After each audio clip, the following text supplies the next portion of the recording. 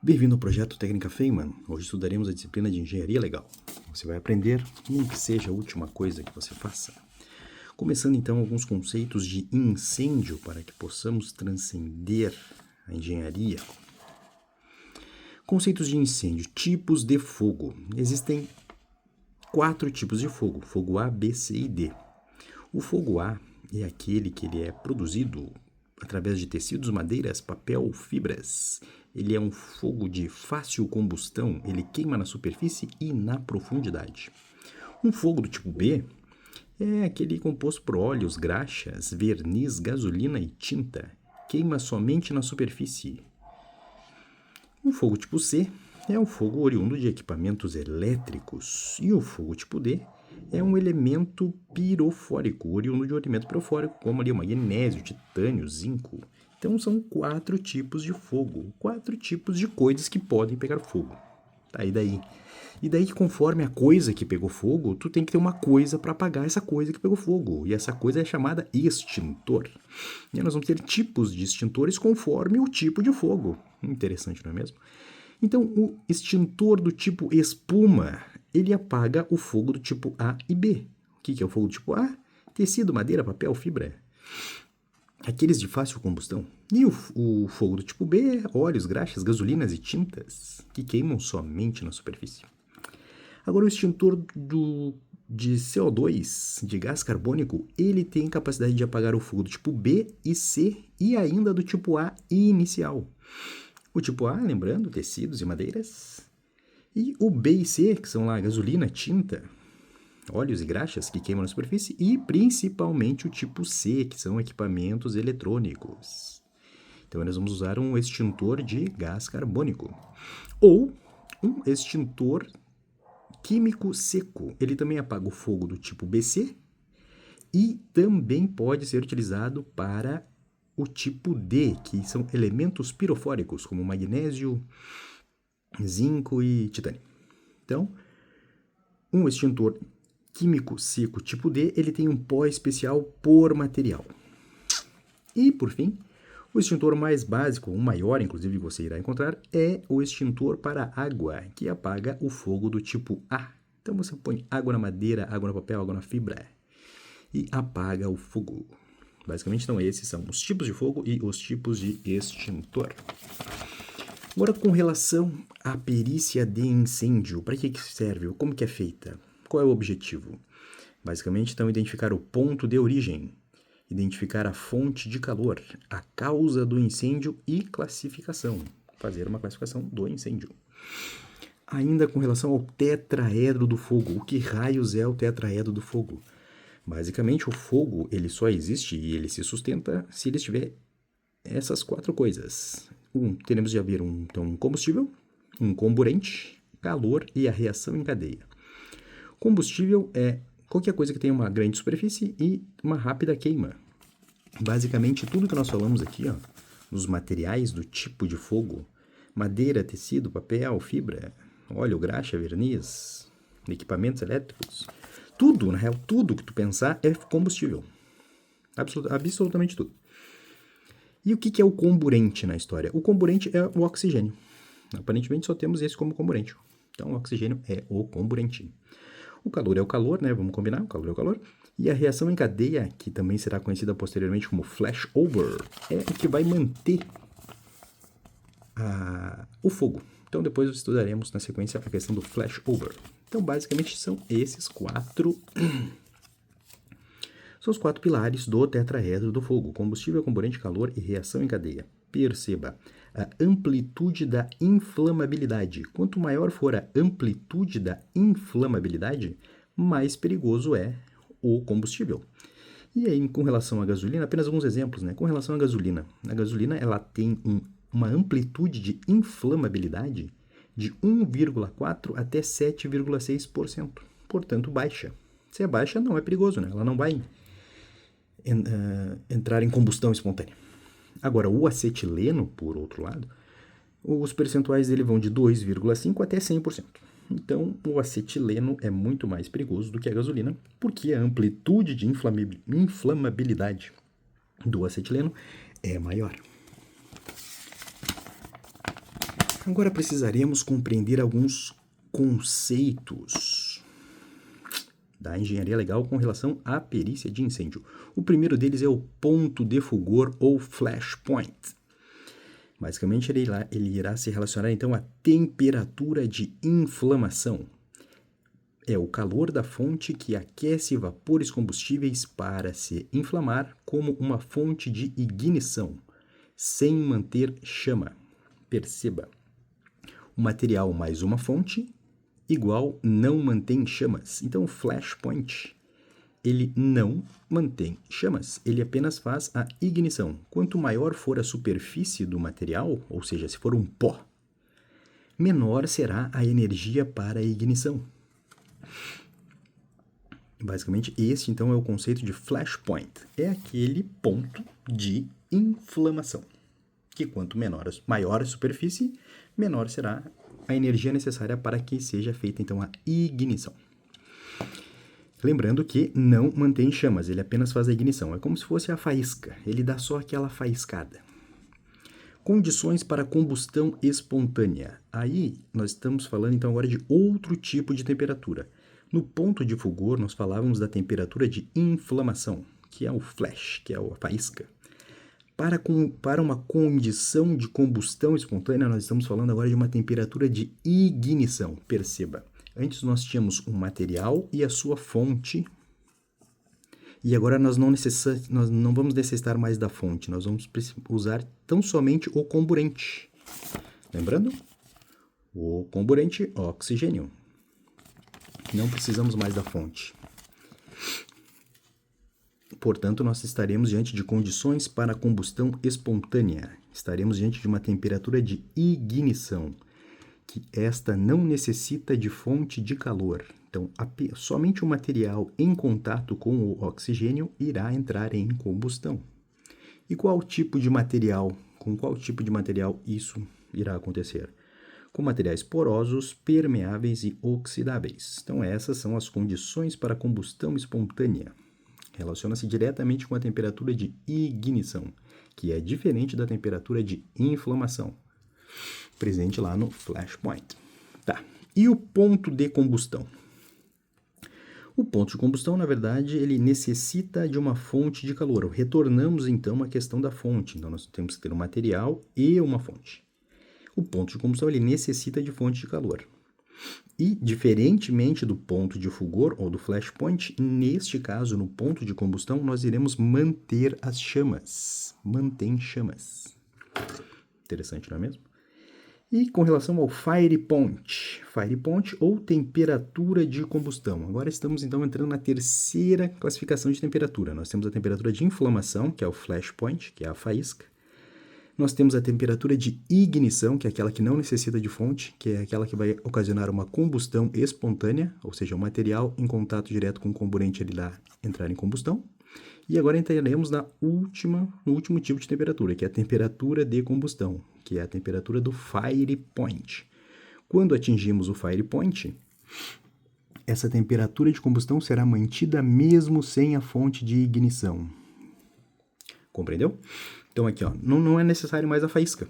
Basicamente é isso. Quando nós atingirmos o fire point, o fogo ele irá ser retroalimentado, será mantido mesmo sem a fonte de ignição. Não precisamos mais da faísca.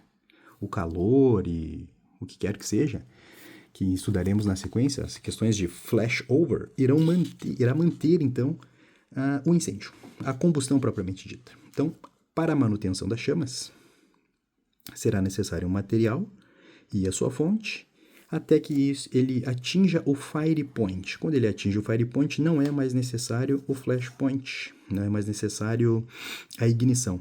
A fonte de ignição não é mais necessária. As chamas serão mantidas e ele passará, então, a atingir o fire point, que é a temperatura de combustão. A própria temperatura irá manter a combustão. Com relação agora ao incêndio, nós temos uma fase inicial e uma fase destrutiva. Essas são as fases de um incêndio. A fase inicial do incêndio, então, nós teremos no início e a incubação. Perceba a diferença. No início, o material atinge a temperatura de ignição, é o foco inicial. Lembrando, o que raios é a temperatura de ignição? Material mais comburente entrando em combustão. É isso que acontece no início, na fase inicial. O material atinge a temperatura de ignição, que é o foco inicial.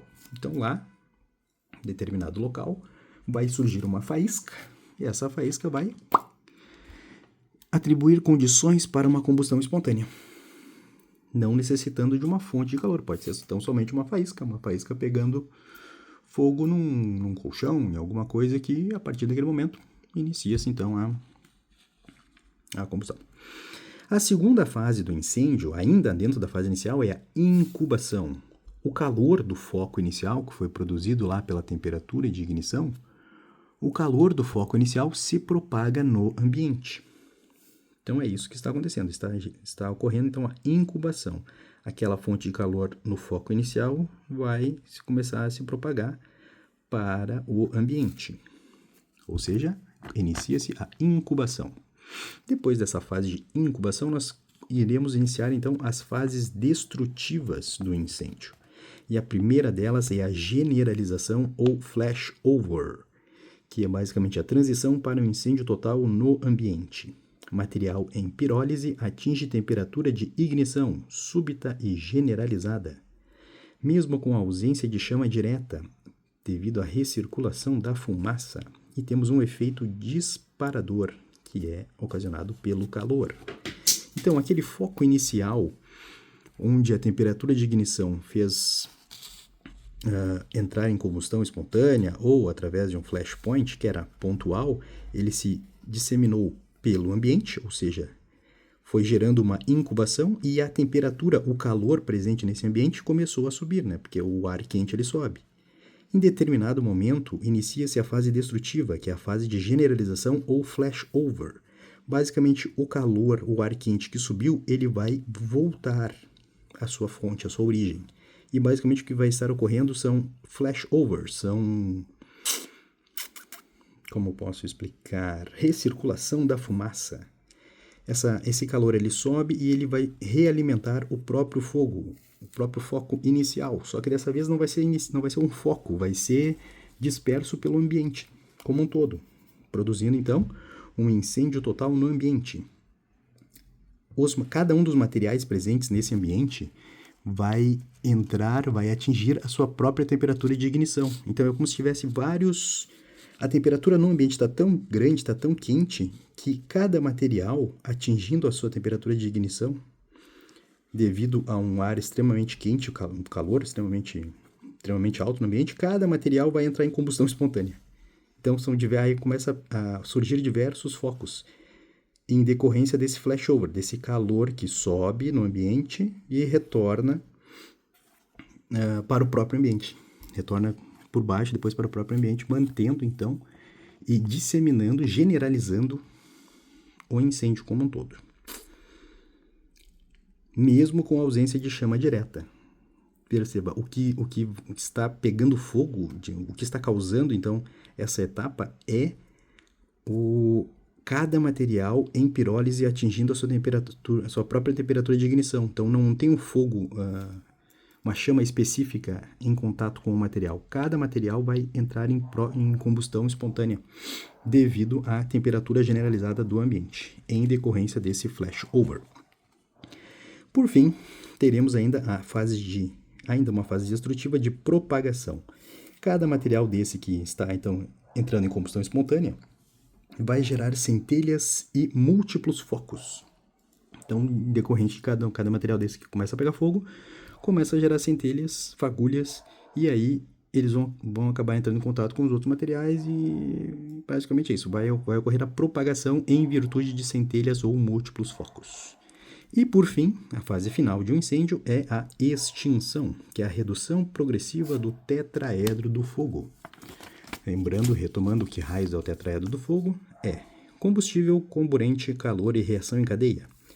Se você elimina qualquer um destes, o fogo vai se exaurindo, o fogo vai sendo reduzido progressivamente, vai sendo extinto. Então, a fase final de todo e qualquer incêndio é a extinção. E essas são as fases de um incêndio, de forma geral, genericamente. Ainda precisamos compreender alguns conceitos como backdraft ou backdraft. Ele ocorre quando de ignição explosiva de um ambiente confinado após reintrodução de oxigênio. É uma explosão de fumaça, mais uma onda de choque. Temos um efeito disparador, que é o ar. Basicamente, então, tudo que...